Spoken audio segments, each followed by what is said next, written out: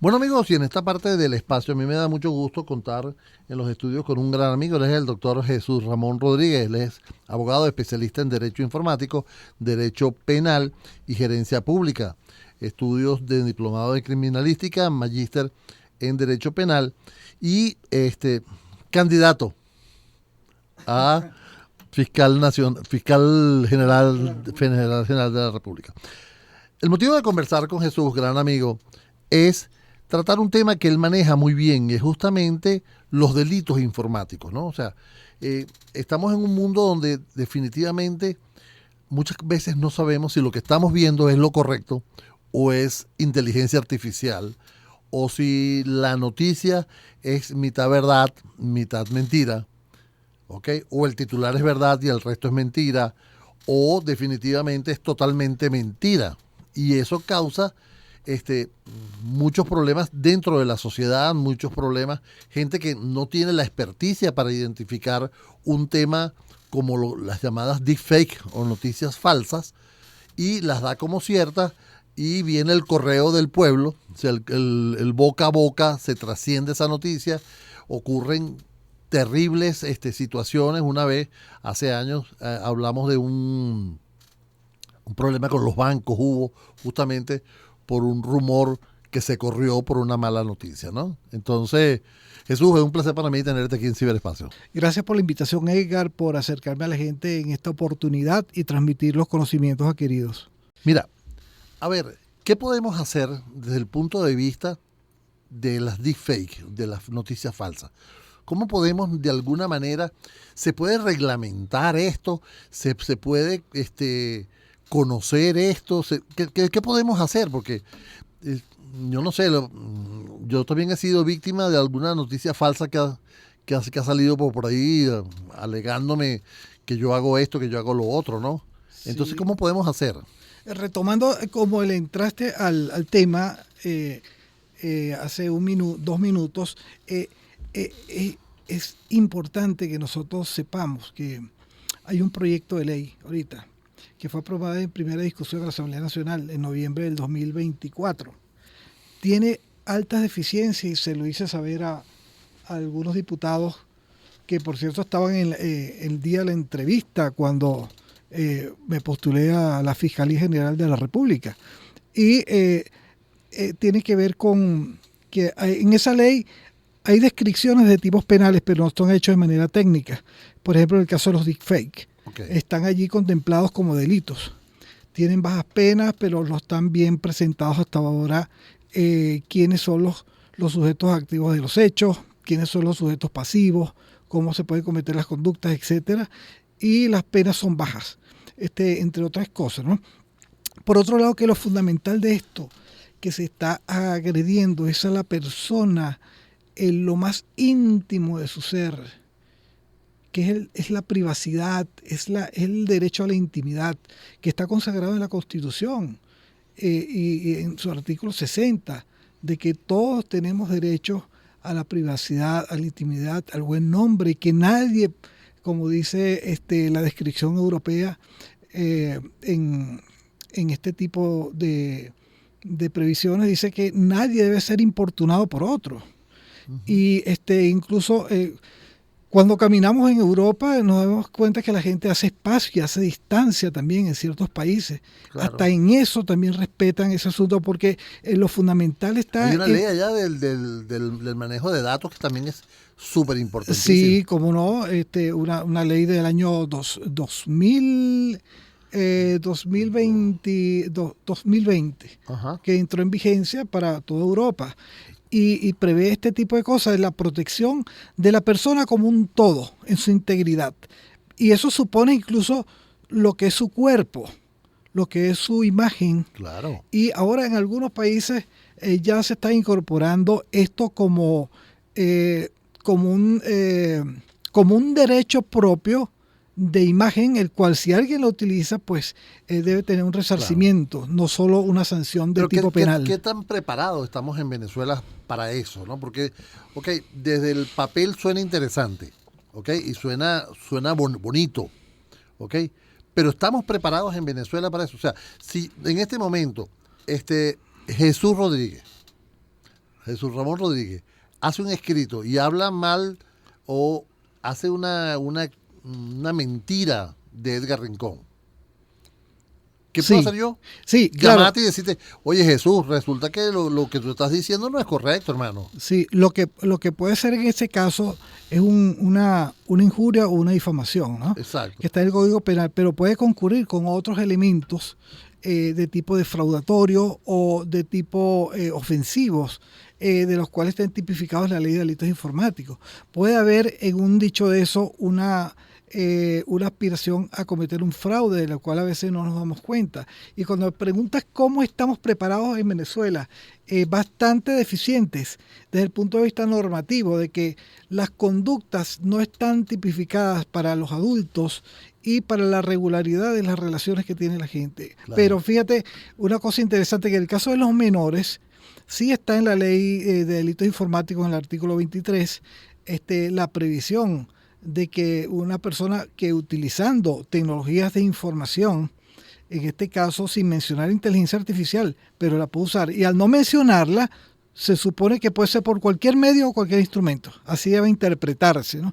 Eso es un respaldo, eso es una seguridad, y hay procesamientos respecto a esto ahorita en tribunales, sobre todo en los casos de los menores, en los cuales en los colegios se ha proliferado este uso y esta actividad de, por ejemplo, en el caso de los deepfake, que utilizan software de inteligencia artificial que pueden ser bajados muy económicos o gratis de internet. Ajá. Y poder modificar rostros, cuerpos, extremidades de la persona, y eso y la exponen a la gente. Exacto, y eso le causa problemas. Pero aquí hay un punto que me gustaría resaltar, ¿no?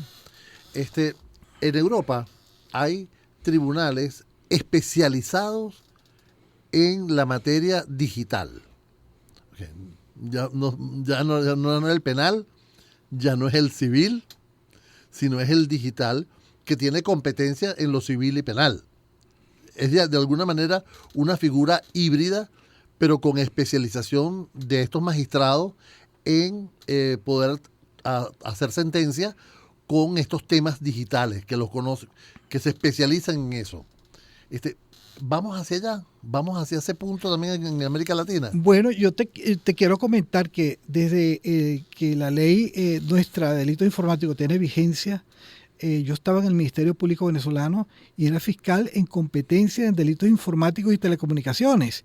Y de ahí se formaron 4 fiscalías que formaron a jueces y funcionarios policiales, y después eso se diluyó y se perdió, porque el que propone la acción, que es el Ministerio Público o los particulares en su caso, ellos son, el Ministerio Público es el que tiene que promover, el que tiene que procurar que entonces la acción de las actividades judiciales pueda ir en función de las necesidades que hay de interpretación de los términos, de los equipos, de las nuevas tecnologías empleándose. Entonces, ¿qué ocurre? El Ministerio Público, en una interrelación que debiera tener con los demás órganos del poder público, en este caso del sector justicia, con el Consejo de la Judicatura, con el Tribunal Supremo de Justicia, poder entonces preparar todo este asunto de tribunales y fiscalías especializadas para que se traten esto en materia especializada, porque si no el alcance es poco y el riesgo de que haya impunidad también. Sí, porque la tecnología está cambiando muy rápido. Sí, muy rápido. Y estamos metidos en una vorágine de información, de herramientas que muchas veces no sabemos lo que están. Yo tuve la oportunidad de dictar una charla en el Tribunal Supremo de Justicia ante las magistradas allá sobre los procesos hacia dónde va la tecnología, los deepfakes, justamente las noticias falsas, cómo trabajar con ellas, y de verdad se mostraron muy interesadas en tratar de cambiar esos procesos, y le hacía el planteamiento justamente de que haya una unidad, ¿no? Y en muchos temas lo he planteado.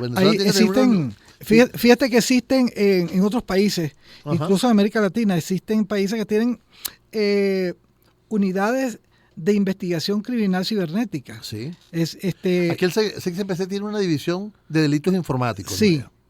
yo participé en su formación y su creación en el año 2000. Esa unidad se creó con un cuartico de 4x6. En el piso 6, yo recuerdo. Ajá. Bueno, se fundó en el piso 2 de la avenida Urdaneta. En la oficina de Parque Carabobo. Ajá. Pero inició allá. No, el que tú dices es el área de experticia. Ahí estaba, ¿entiendes? Okay. Pero el área de investigación se fundó con una camarita digital hace unos 26 años, pero bueno, arrancó, ¿no? Sí. Y el proceso de formación y capacitación de la gente. Entonces, ese esquema de concientizar a la gente que las realidades que tenemos, que son más las bondades que nos brindan las tecnologías de información y comunicación y la inteligencia artificial que los asuntos negativos, pero hay que prepararse para abordar esto. Es como nadar, hay que aprender a nadar para no hundirse. Hay que saber cómo interpretar las realidades que se presentan en las redes sociales. Claro. Y de que todo lo que ves no es realmente es como te lo presentan. Tienes que confirmar, tienes que verificar, tienes que confrontar una noticia, una información, un hecho. Las llamadas realizadas a tu número de teléfono, ver si ese número realmente le quieres dar acceso o no. O un mensaje de WhatsApp extraño pide identificación, por ejemplo, decirle a alguien que te está escribiendo por el WhatsApp, decirle, mira, vamos a ver si tú eres, por una verificación, dime, ¿dónde fue la última vez que nos vimos? Claro. ¿Entiendes? Entonces, ahora, pero es que lo grave de la situación, ¿ok?, es que la mayoría de estos ataques vienen de las cárceles, de los penales. Pues es una parte, pero te voy a decir ¿cómo viene? ¿Cuál es la libertad que tienen? Bueno, la realidad es muchísimo más amplia, mi estimado. La realidad es que puede venir hasta de la esquina, del chino que está en la esquina, o puede venir de un sujeto acompañado con un equipo de personas en las cuales están haciendo ataques masivos, por ejemplo, para penetrar en banca, para penetrar en telefónicas, para penetrar ambientes de empresas donde allí se custodian datas importantes y son sustraídas. Claro. Tú decías que el año pasado se escuchó que a un banco esto y lo otro, pues es muchísimo más de lo que ha ocurrido que lo que se sabe. Claro. Incluso empresas privadas e incluso empresas de custodia de data. Sí. Los que se llaman los hosting. Sí. Allí han penetrado y han atacado y han vulnerado. Exactamente. Y esto a veces viene por descuidos dentro de el sistema de protección cibernético, que a veces no alcanza solamente los elementos de tipo lógico, sino los ambientes físicos. Claro. Y también las actualizaciones que deben hacerse de esos software para evitar o minimizar los ataques que pueden hacer, porque a veces son ataques masivos, y no solo de la cárcel. Eso es una forma de hacer penetración, pero vienen de equipos preparados tecnológicamente para penetrar los ambientes, posicionarse a través de lo que se llama un phishing y poder capturar información, sustraerla y pedir dinero por ello para que entonces pueda darles las claves y retornar a una posible normalidad. Siempre lo he dicho en este programa, hay que desconfiar. Amigos, estamos conversando con Jesús Ramón Rodríguez, el abogado especialista en Derecho Informático, Derecho Penal y Gerencia Pública. También está aspirando al cargo de Fiscal General de la República. Y ahí quería detenerme para preguntar, ¿qué pasa? ¿Eres fiscal en este momento? ¿Eres el Fiscal General de la República en este momento? ¿Cuáles serían acciones específicas con este tema? Claro. Mira, llevo un plan. Ajá. Un plan de 9 puntos, que no nace solamente de lo teórico, sino de la experiencia propia por haber trabajado 19 años en el Ministerio Público venezolano. Ok. Y entre esos, hablando de los temas que no son comunes, es un proceso de reingeniería de servicios internos. Y también digitalización del Ministerio Público. Eso es un aspecto. El otro es que los procesos sean más eficientes, para que entonces se reduzcan los espacios, para que los espacios de tiempo de atender a la gente, para que la impunidad se minimice o se acabe con ella con la utilización de los sistemas de información y comunicación y en colaboración con los demás poderes públicos. para que se revise todo aquello que impida que los abogados y que la gente se pueda acercar a un fiscal del Ministerio Público y no tener una presunción de que está en una componenda. Eso no puede ser. Se tiene que partir del principio de buena fe. Y si alguien está en una irregularidad, procesarlo y denunciarlo. Pero no se puede partir de eso. Entonces, la revisión de las credenciales de todos los fiscales que están, si sirve y tienen el perfil para eso, o tienen el perfil para otro tipo de servicio en la institución, y procesar, si es necesario, aquellos que estén en unas irregularidades por denuncia. Claro. Te puedo decir que el aspecto tecnológico, ya tengo los equipos de gente, incluso una comunidad jurídica tecnológica que dirijo a través del Instituto Juristelcec, de 600 tecnólogos, abogados que están en ella y participan dinámicamente, expertos de diferentes naturalezas y de 20 países. Yo creo que tiene una labor importante porque yo creo que parte de los procesos, y yo no soy abogado, yo no soy litigante, yo puedo hacer la presunción, ¿no? O sea, de lo que he visto, esos expedientes tan grandes, ¿no? Sí. Son que leerlo, en estos días me decía un colega de ustedes que decía, déjame leer el expediente y eso me va a tomar 2 días. ¿Ok? Y es más o menos lo que pasa, ¿no?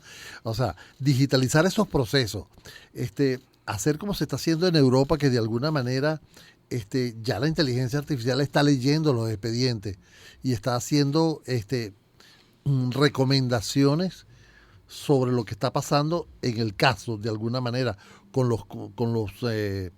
las pruebas, con los elementos probatorios que habría que presentar, ¿no? Sí, porque hay que avanzar en lo que significa la digitalización, Edgar, en comprender que no significa digitalizar, montar en un PDF un documento. No. Eso es un aspecto solamente. Significa la digitalización, la automatización de los servicios, de los sistemas y de los accesos a la justicia. Eso es importante. Significa que una acción penal pública que ejerza el Ministerio Público esté respaldada en toda su investigación con apoyo tecnológico y de inteligencia artificial para minorar o aproximarse y tomar decisiones relativas a lo que está investigando de manera más asertiva y más rápida. Esto es un proceso que tiene que modernizarse en Venezuela porque parte del Ministerio Público, o mejor dicho, parte de la acción del Ministerio Público, el hecho de que un ciudadano se sienta representado ante un tribunal y que no tenga ningún temor de que lo que se está presentando deviene de una investigación seria y que los factores tecnológicos están interviniendo para que ello avance de manera más rápida y se pueda obtener mejor data para ser presentado en los actos conclusivos. Yo creo que es una labor titánica desde el punto de vista de llevar todo eso al mundo digital. Esa es una de las... Es titánico. Sí. Segundo, es titánico que los jueces, y no estoy hablando mal de ellos, que los jueces, con toda la experticia que tienen, entrar en este mundo digital también significa un cambio de mentalidad, ¿no? Absolutamente, porque no se puede entender, por ejemplo, en el caso de la inteligencia artificial con un mero uso, sino todo lo que en torno tiene, ¿no?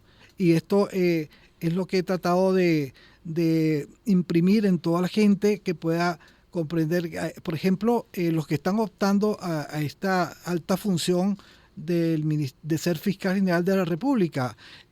Bueno, que lo sepan, hay personas honorables, sí, pero la idoneidad y el perfil del cargo requiere en esta época, no estamos en el año 89, ni en el 2009, ni en el 2019, estamos en el 2026 y requiere destrezas multidisciplinarias, totalmente tecnológicas, claro, académicas, ejecutivas, de conocimiento institucional y de experiencia en tribunales. Eso me acompaña y por eso me propongo al cargo, me postulé al cargo y espero que los diputados tengan a bien ver estas cualidades que son las que necesita el país. Si eso sucede, Jesús, yo voy a estar pendiente, ¿okay?, de esa labor, porque me parece interesante. He abogado por eso muchos años, ¿okay? Tratar de modernizar desde mi tribuna con información de lo que se está haciendo en el mundo, de lo que se está haciendo en otros países más avanzados en los temas de tribunales para poder llegar a esto, ¿no? Yo creo que la labor no es fácil, no es fácil, pero sí tenemos que empezar a crear organismos. Por ejemplo, un organismo que hace falta en Venezuela es un organismo de respuesta inmediata contra ataques cibernéticos. ¿Ok? No sugiero una policía, sugiero un organismo, como tú lo dices, multidisciplinario. Sí, yo sí sugiero a la policía y lo tengo en mente también. Porque porque una cosa es detectar lo que está ocurriendo desde el punto de vista cibernético y otra cosa yo he llegado hasta pararlo. Sí, pero ir a la sanción y a la detención de los responsables es otra cosa. Entonces, esa verdad huye rápido si no se interviene. Y yo sí creo que es necesario una policía en ese orden de ideas. Pero en ese caso, ¿qué pasa? Continuos. En ese caso, ¿qué pasa si el ataque viene de afuera? Tú no tienes jurisprudencia. Esa es otra cosa. Tú no tienes jurisprudencia afuera. Pero sí hay ataques nacionales también. Okay. Sí que están produciendo. Y tú mencionaste el caso de las cárceles, pero no es el único. Pero los ataques multinacionales están ocurriendo de manera frecuente y son cientos y miles de ataques diarios hasta penetrar los ambientes y producirlos. Correcto. Pero también hay la relación interinstitucional con otros países con los cuales se puede lograr exitosamente una acción. Y esto a través de los convenios y los acuerdos. ¿Dónde podemos encontrar información tuya? Para que las personas entiendan quién es Jesús Ramón Rodríguez. Hay una página en un site en Instagram. Ok. @JurisTelSec. Juris de Juris, Tel de Telecomunicaciones, Sec de Seguridad. Allí pueden encontrar información y respuesta y atención también. Él quiere llamar, el que mande un mensaje, incluso por mis teléfonos, si me puedo dar. 04-12-2 270370 y por allí canalizarles lo que necesiten, la orientación, el trámite, el apoyo para entonces poder procesar y saber si están ante un delito o no, una persona. Claro. Y cómo lograr que visualizar hasta dónde puede llevar con eso. Claro. Jesús, yo quiero darte las gracias. Era el doctor Jesús Ramón Rodríguez, gran amigo. De verdad, agradezco que te hayas acercado a conversar de este tema porque nos hace una visión diferente del estado jurídico o de los tribunales para Venezuela, hacia dónde queremos apuntar en esta Venezuela diferente, ¿no?